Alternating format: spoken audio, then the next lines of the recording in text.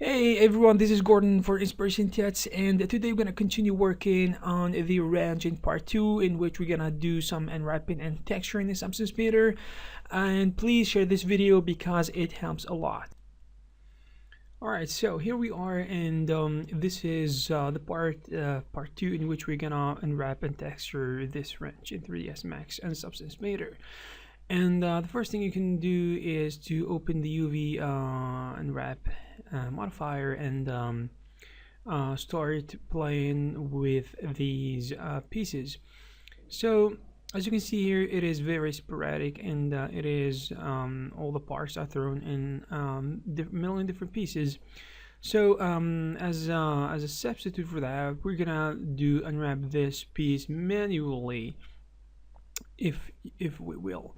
So as you can see here, this is point-to-point seam option that we are gonna use in order to make sure that these tens of pieces are not gonna be separated. So we're gonna choose to do this manually, and it's not gonna be that long to in order for us to complete this.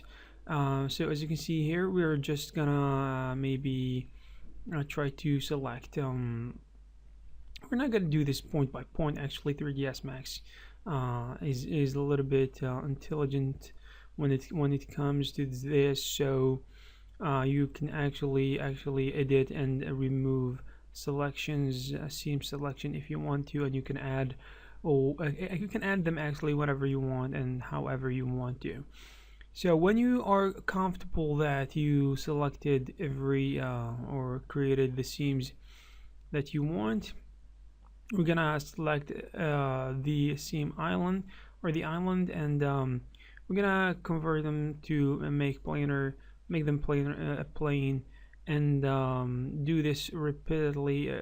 Repeat the process until you feel that all these parts of this piece are unwrapped and are converted to a flat surface on the 2D plane.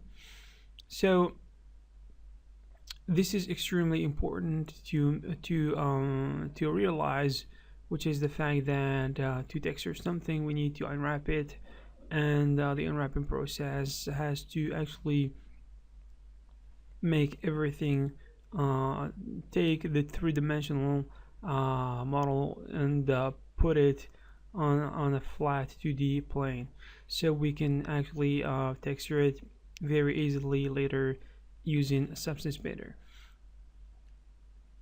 Alright, you can see here I'm trying to actually put the all these islands in one by one rectangle here in order to organize it a little bit, and then we are gonna put it on the side when we feel like we are pretty much done with unwrapping this piece in particular.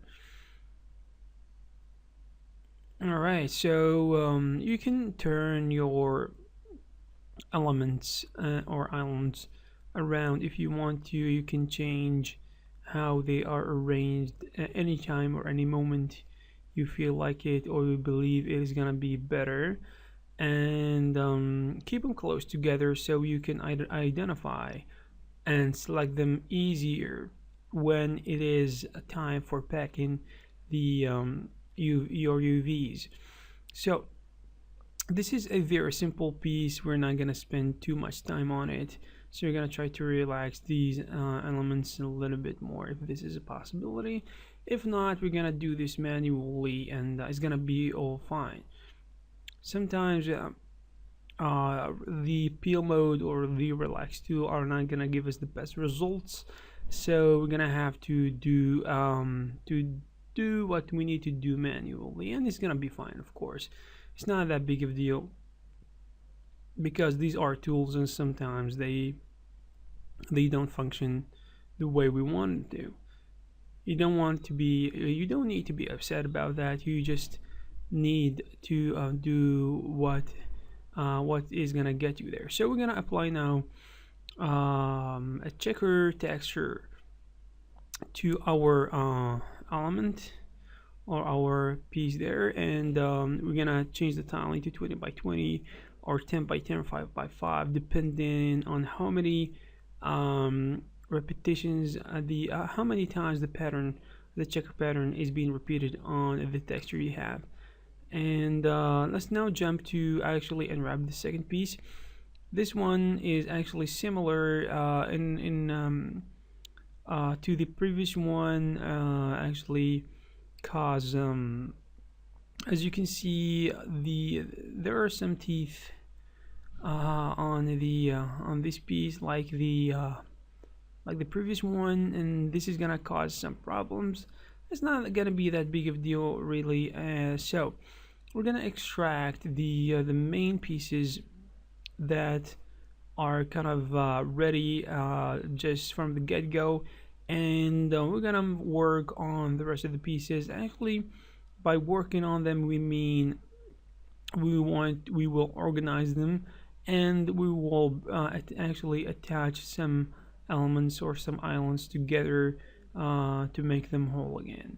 And remember that I actually did a video a few weeks ago about I think it is titled 16 tips for unwrapping in 3ds Max, and yeah, it basically covers everything you need to know about unwrapping in 3ds Max and any other software, because it's not that video was not highly technical, but it was about core principles that you need to know to unwrap in any other software, because the unwrapping process is almost the same.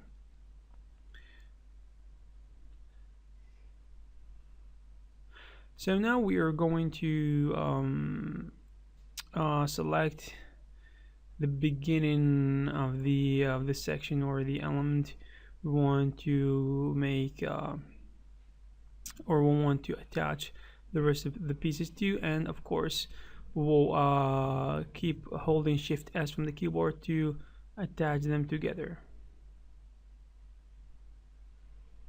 And you can go back using Control Z from the keyboard to undo or redo whatever you've done before. If you accidentally select or deselect or move or scale accidentally or rotate something. So, and there is one of the rules that you need to be aware of is I like to call the 90-degree rule, which is if there is a hard 90-degree angle between two surfaces, you better break them. You don't attach two surfaces that are attached in a 90-degree angle or something sharper than that, because usually when working on when you creating smoothing groups, you don't want to actually attach two elements that are not actually there isn't a smooth surface between them. So basically, if surfaces are not continuous, if they don't look like they belong to the same island on the viewport when applying smoothing groups, you better break them in your UV editor, because it's better and it's gonna give you better results when working on normal maps. And actually normal maps, the normal map generation process is actually extremely important, specifically in games, and these are actually props for games, if you have noticed that already. And the normal map is highly important, and it is extremely crucial in the final result when you complete your low poly model and you apply maps and materials to it. Actually, by materials we mean the maps. There is there is the normal map, there is the diffuse or albedo, there is the roughness, there is the metallic map, there is actually there is a curvature map, there is the ambient occlusion we talked about, and there are a bunch of other maps like the ID map and some other maps that we don't really want to worry about, but they are extremely important, and they all play an important role in the final result that you're gonna see your low poly version of the model playing when after you bake these maps from the high poly. So when you bake actually the high poly version of your model on top of the low poly, you're gonna generate these maps that you're gonna later on use them cause you actually did a pretty good job previously, and you're gonna get a low poly version, a game ready model actually that looks almost like the high poly, even though it is not.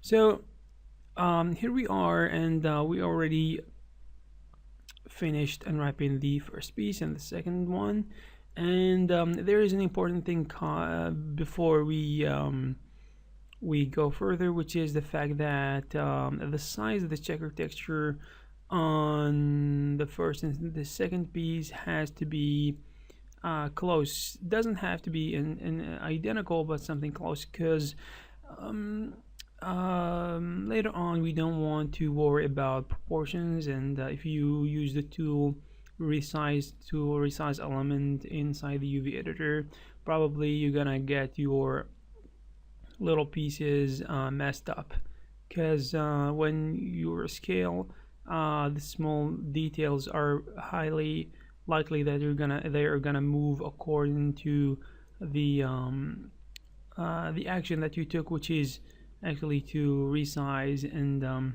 resize the elements in order to become more proportional and close in size, and this is gonna affect, and this is gonna make the checker texture outside look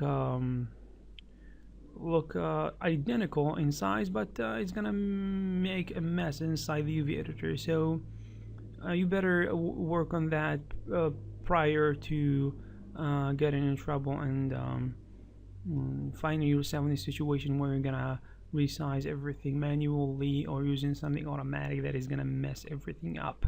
So as you can see here, I'm working in on this piece here, and there is something interesting here because this surface here is continuous. It is smooth all the way from the top to the bottom and all the way. It almost makes a full circle, and it's okay because this is the nature of this piece. So we're gonna make sure that we know exactly where the pieces that we are gonna work on are gonna be located inside the UV editor, and we're gonna actually bring them close to each other and actually extract them from the rest of the mess in order to work on them freely.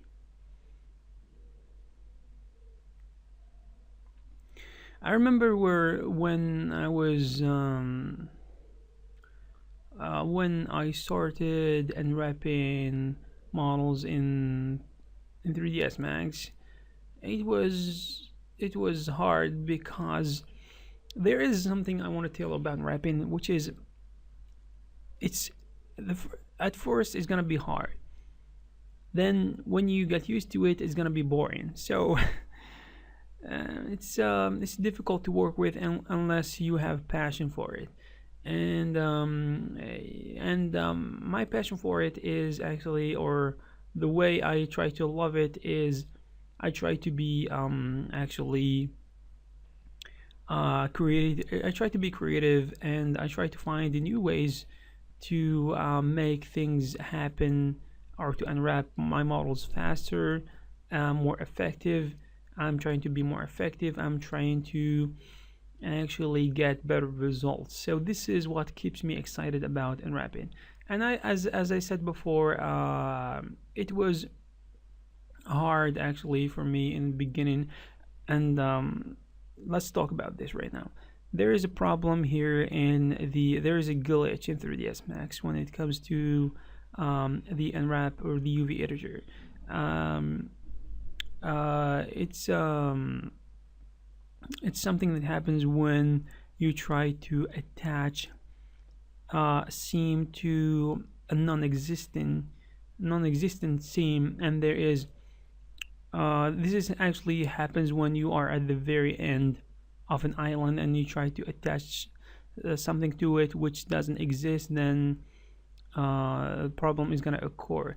So what you're going to do is actually to just save your file, and save 3ds Max file, and then you're gonna restart 3ds Max, and you're gonna be ready to go. If you don't, then you're gonna face some weird problems. For example, when you try to move an island, it's going to move like crazy. So when you try to move it 1 centimeter, it's gonna actually move 10 centimeters, and this is gonna make your it's gonna make the process of working and unwrapping impossible. So the only option you've got is to actually shut down your 3ds Max software if it doesn't crash itself. So I'm gonna close it, restart, open your file, and start again if necessary.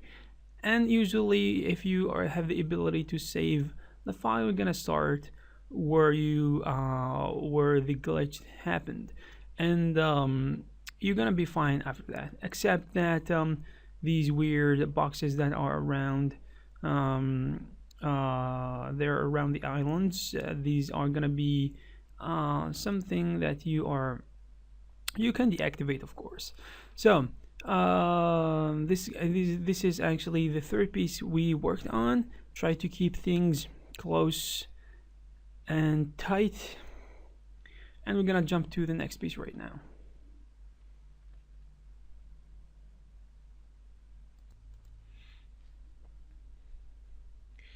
And as I was saying before, in the early stages of learning about UV unwrapping, is gonna be a little bit difficult to wrap your head around it, and it's gonna be the most difficult thing you're gonna face is probably the fact that if you practice UV unwrapping enough through a consistent period of time, you're gonna forget about it, and it's gonna be a little bit difficult to keep up with it.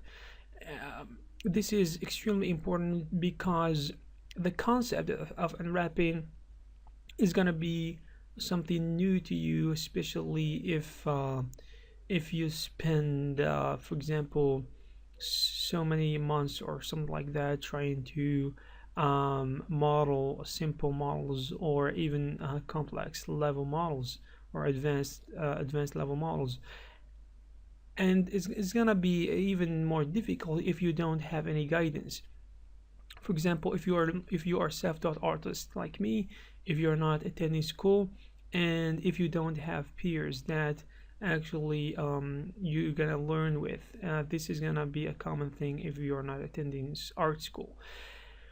So sometimes you don't understand the potential, you don't grasp the gravity of these things until someone actually guided you, or until you gain enough experience over the years.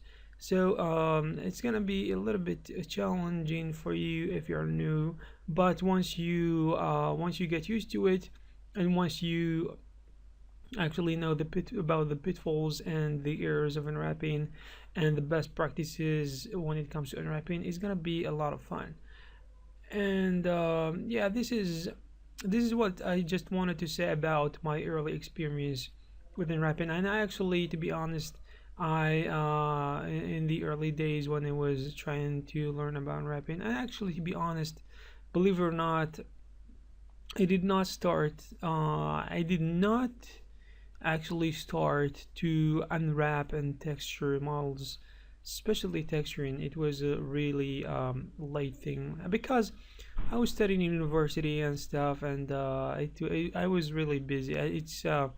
3D like for me was a side thing, but what I was going to say that I did not start to unwrap my models, or I didn't make shift from modeling to unwrapping until at least 2 or 3 years.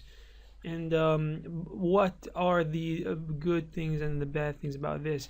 To be honest, the good thing is I became very good at modeling, and I actually I was able to model anything basically, because I focused on it so much, it became my strength.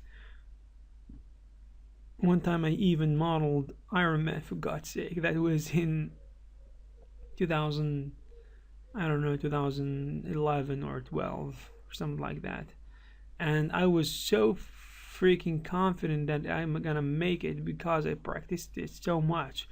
And all these files, early files, are lost. To be honest, I don't have them anymore because my computer, the Windows on my computer was lost several times. The point is, unwrapping is something that is going to be challenging at first. You're going to get used to it after a practice, and my advice to you is just practice it enough. For example, it's better to do it in bulk. It's better actually to prepare, whether you are going to actually create a model, then unwrap it, and then finish it, texture, whatever, then create the next model and continue into unwrapping, and then do whatever you want. But don't stop at modeling or try to jump or try to delay the unwrapping. Or a better thing is to unwrap your old models in bulk. For example, you bring all the models you have and try to unwrap them all, and don't focus too much about the learning side of things. If you, for example, look at me and see me creating these tutorials and unwrapping my own models, you're gonna gain some experience, but the most important experience you're gonna gain is when the rubber hits the road, when you start working on your own projects. This is where you're gonna gain the most experience, and this is a fact for me. Even though I've learned a ton from experienced artists in the past, since I'm a self-taught artist online and stuff, and bought DVDs and online courses and stuff, but what they were teaching was valuable, but the most valuable thing is my experience, is my interaction with the software and the tools that are in the software and the models I was creating. This is what was the true experience I've got, not the learning itself. If you are let me tell you something that is gonna probably a sick truth, which is the fact that if you are just watching these tutorials, you're not gonna become better. Because I used to do this. I had in the past, I'm talking like 2009, 10 till 2013, I had a ton of DVDs and courses, advanced shit, and I was just not in the sense that I was just watching the tutorials. Learning and watching tutorials is great. It is a must. It's not just great, it's beyond great. But if you don't practice, and if you don't actually apply what you see, then it's gonna be very difficult for you to make progress.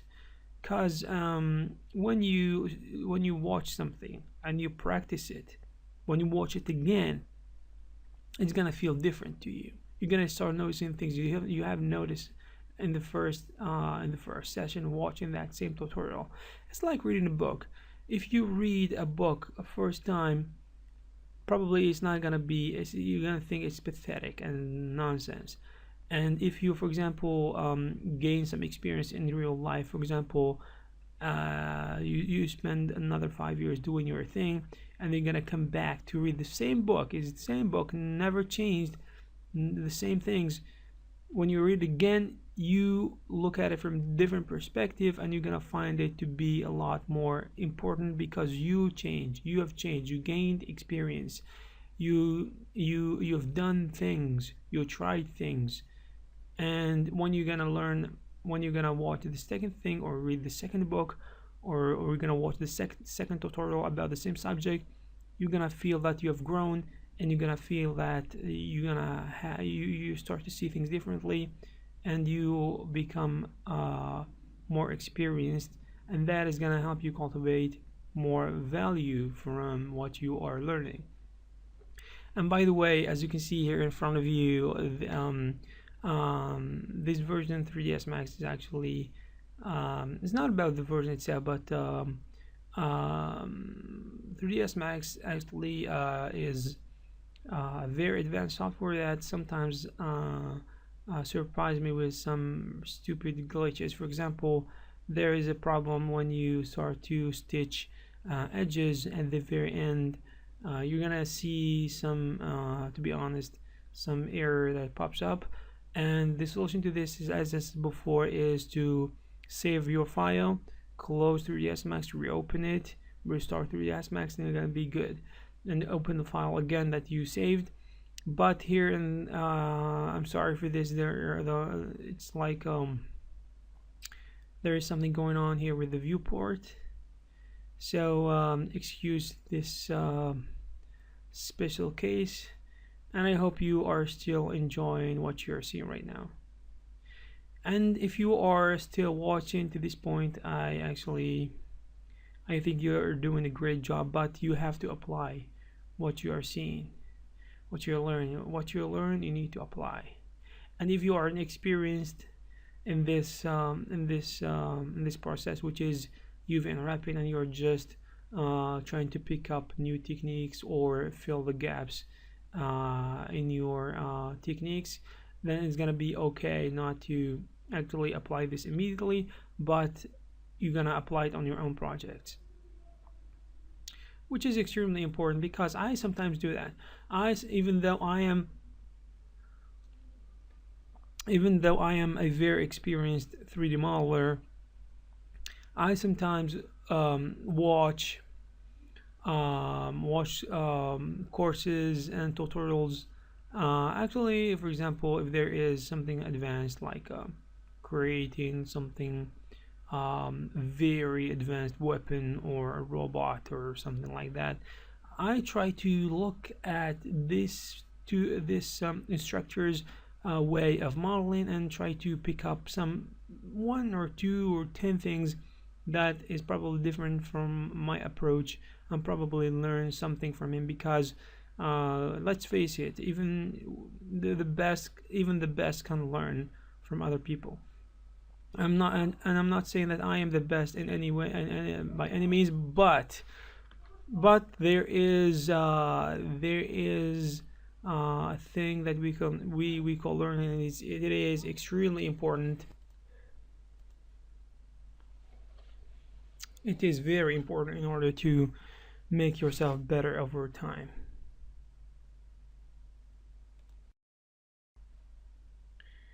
Alright, so finally we are gonna reach a point where we're gonna attach everything together, convert every poly and attach together in order to pack the UVs. So applying the UV editor or UV Unwrap Modifier to the low poly version after we attach everything, and we are gonna actually try to filter the islands a little bit and try to separate separate them if there are some, actually if there is some interference.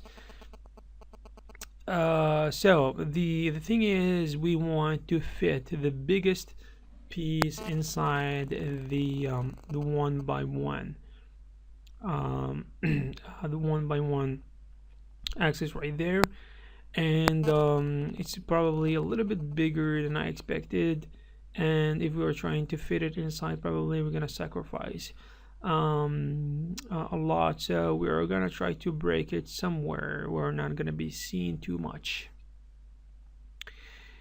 Okay, let's see. Interesting.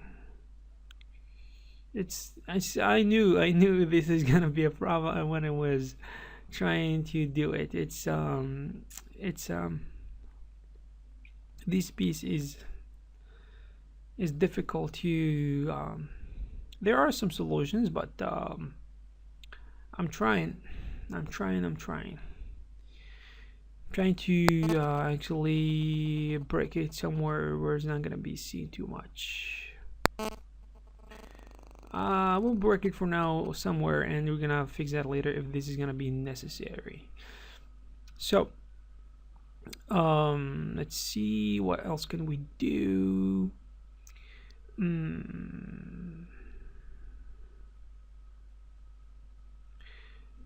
All right, so we're gonna try to actually pack these pieces somewhere here, and we're not gonna try to leave any empty spaces, and we're not gonna try to pack everything so freaking tight that they are gonna actually interfere with each other.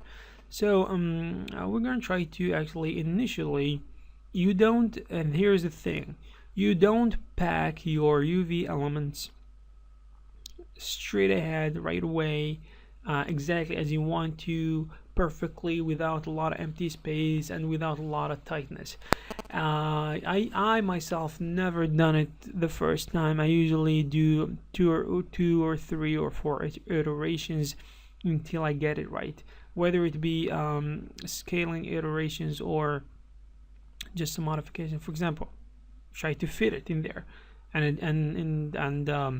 we notice that there is a lot of empty room or empty space right there, so we're gonna push the elements outside a little bit and try to fit these pieces again,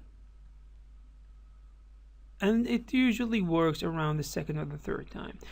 Here's the thing, you might say that there is a tool that allows you to rescale elements and fit them inside the one by one rectangle.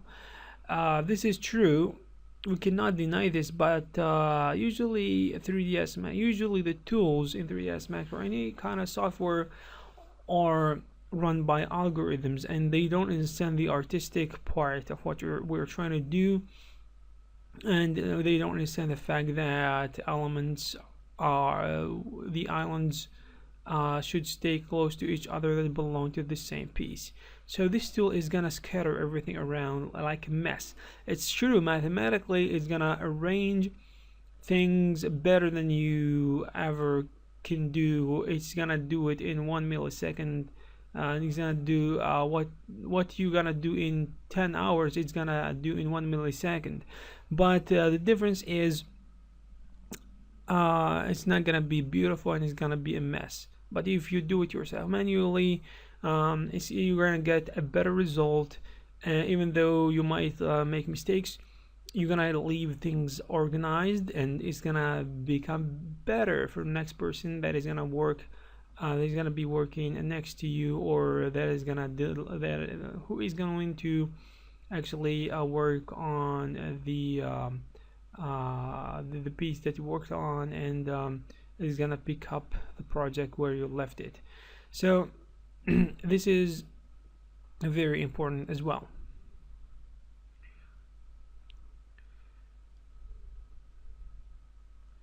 And of course, if you see that there is a lot of room, you're trying to tighten things up, and if you believe that there is a lot more empty space, you try to push these elements and give them more space, push them apart a little bit, create more, actually cover the empty space. Or what you can do is to actually rescale the smaller tiny elements like bolts, nuts, and the small pieces that we don't usually see.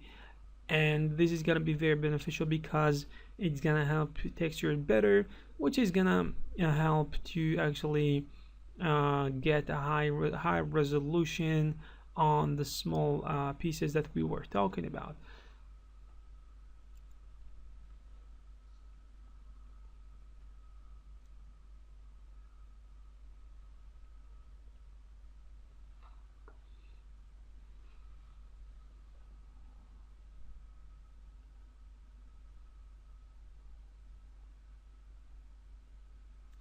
I usually don't watch. As I said before, I usually when I was in the early stages of doing 3D, I was actually kind of watching way more tutorials and trying to learn. But now learning is still a great, is still a great thing to do, but you've got to practice. If you watch my tutorial, you better practice on it. You better try to do it, or I'm gonna go to you and force you to.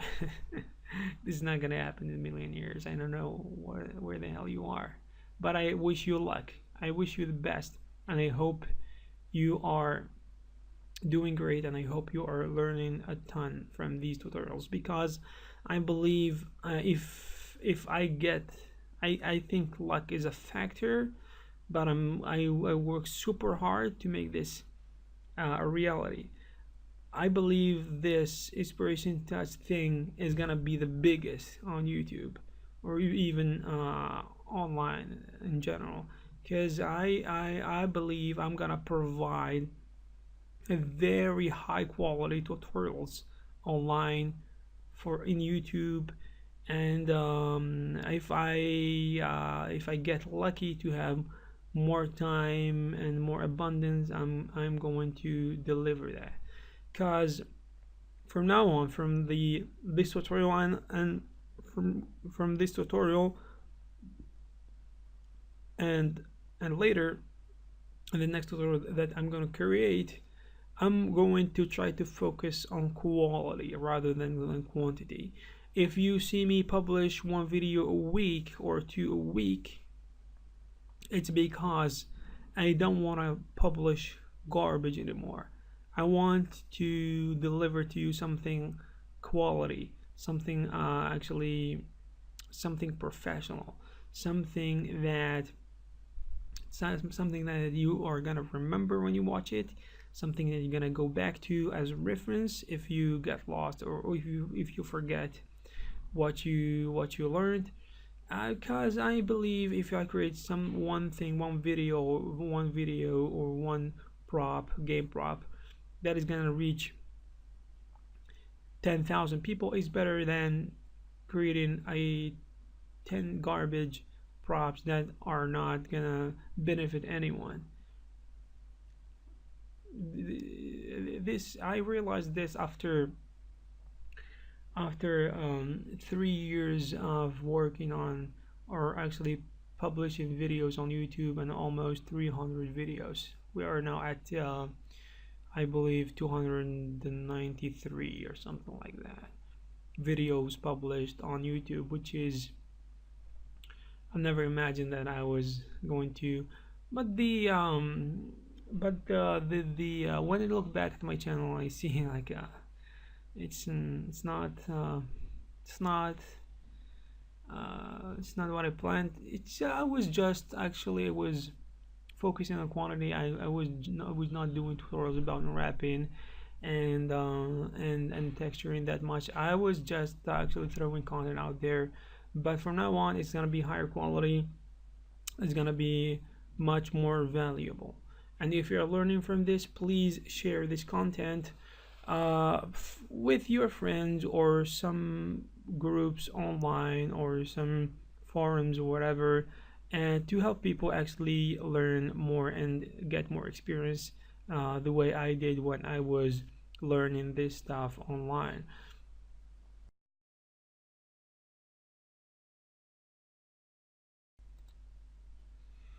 All right, now we are gonna texture our low poly model that we worked on. So we're in Substance Painter. We're gonna select the low poly version, as you can see here, and we're gonna select the resolution, which is gonna be 2K by 2K or 2000 by 2000.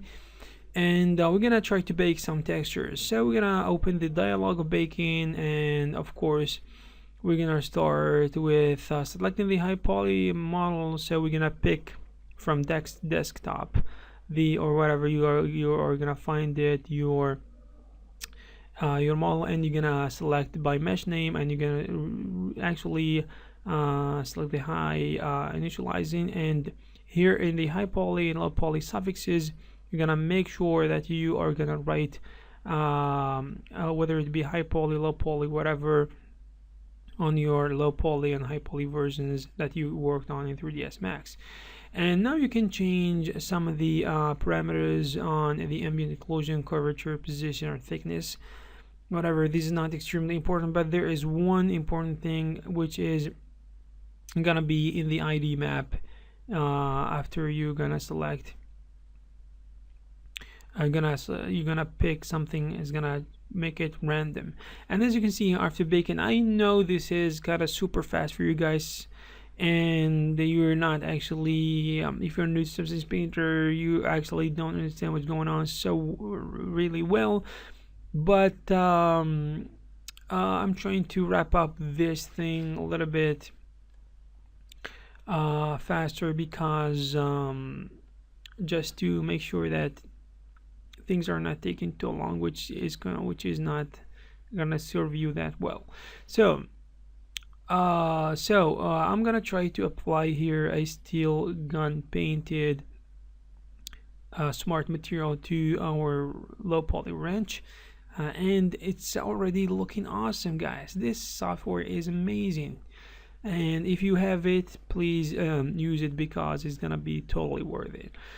And these smart materials are actually created by extremely talented artists. So I'm gonna here use the base color, change it a little bit, even though I like the gray or the black color for the metal. Anyways, here we are changing the color, which is gonna be not that great looking, but we are gonna add things to it that are gonna make it a lot better. So we're gonna add a second material on top, and this time we're going to add a black mask. And black mask is gonna allow us to create generators and stuff to create cool effects. So this second steel material, we're gonna add black mask, and we're going to add a generator. And in this first case, the generator is gonna be the Edgeware Generator. This is extremely important, and it's an awesome generator. As you can see here, it is quickly helping us create some cool effects. And let me tell you this: if you don't bake your maps correctly, you're gonna see none of this. All right, so you better learn how to bake in Substance Painter. And here we're changing the values of the wear level, the grunge amount, the grunge contrast, or even the wear contrast, depending on whether it's working for you or not. I don't know, because I'm not next to you, but you better try and play with your parameters, cause this is actually the first few times I used Substance Painter, it was tough, but I managed to learn it. So here I'm gonna add a rust material, and as you can see, when you add this rust material is gonna be covering all the thing, and we're gonna add a black mask and to add the generator. And the second generator we're going to add is going to be the dirt generator. This is extremely important. It's going to add an kind of a really cool, nice rusted look to our tool here, to the wrench. And we don't want to take it too far because we don't want it to look like it is too rusty or something like that. We just want to actually show that there are some time effects on this weapon. And lastly, we're going to add this and this steel material as well, and we're gonna use a black mask. Here there's gonna be something interesting that is gonna happen quickly. We're gonna select this tool right there, and we're gonna select the box and select this piece and isolate it and apply this steel material only to that piece right there. And for now, we're gonna go to Photoshop quickly.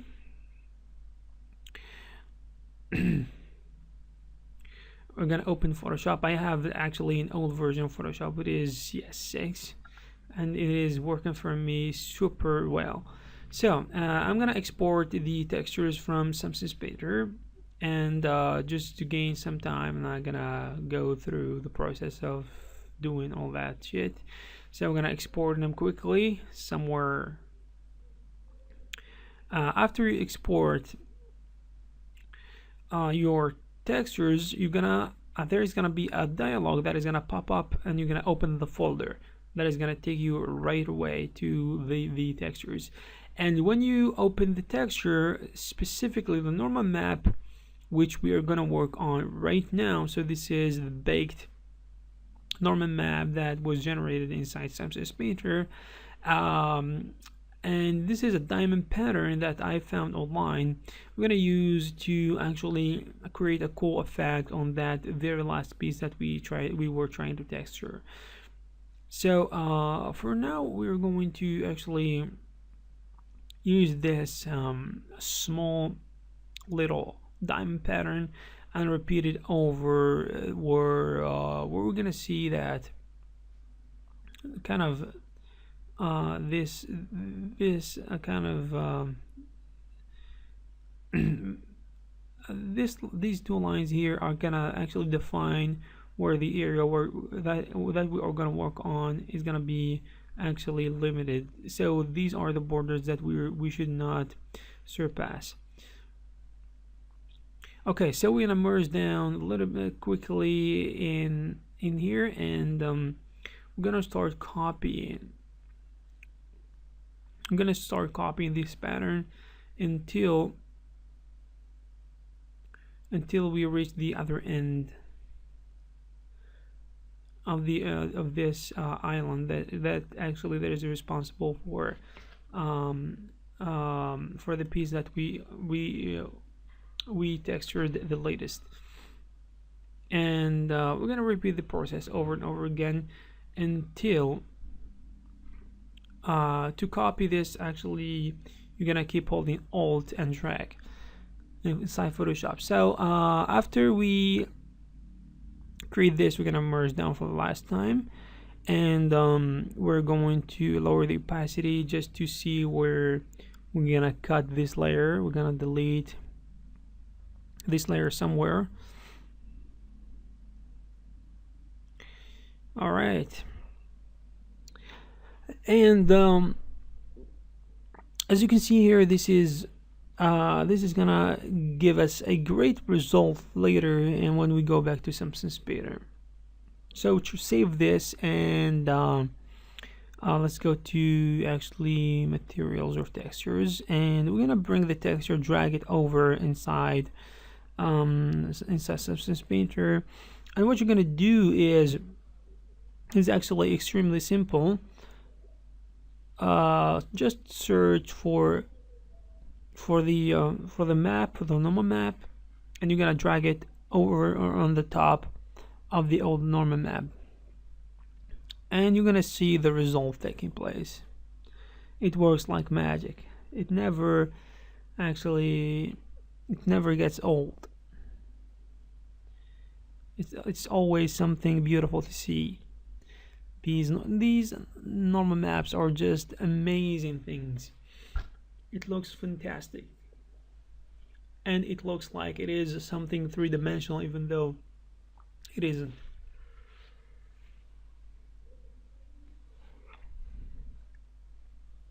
I'm actually here trying to add something to this piece here, which is not gonna worth it, I believe. So we'll do it and try if this is gonna give us a good result or a bad one.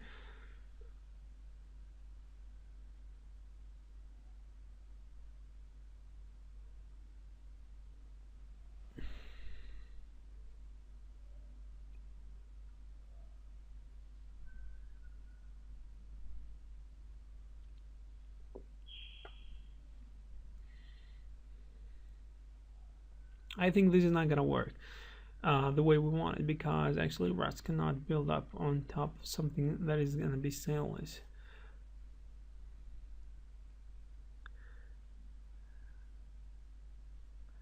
And this piece is actually highly used, so it's less likely that it's gonna be arrested.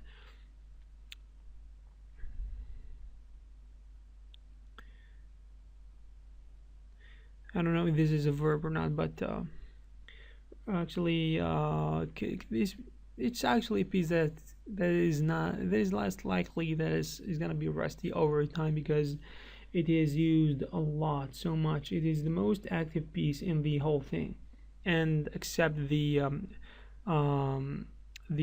teeth of this wrench.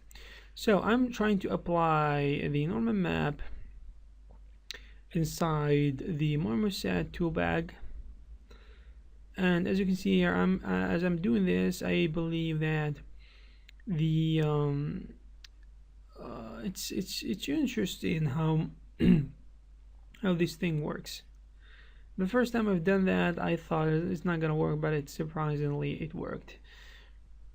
You can import your model as separate pieces or as one piece. It's gonna work both ways, and applying texture to one piece is gonna work as in the same way that applying the same texture to multiple pieces. So now I'm trying to outsource, actually bring the textures by dragging them inside Marmoset, and the albedo is actually the diffuse or the color map, the gloss map. I'm gonna apply roughness. And in reflectivity, I'm going to apply actually the metalness, the metallic texture. We're going to change that property to metalness to make it shine better.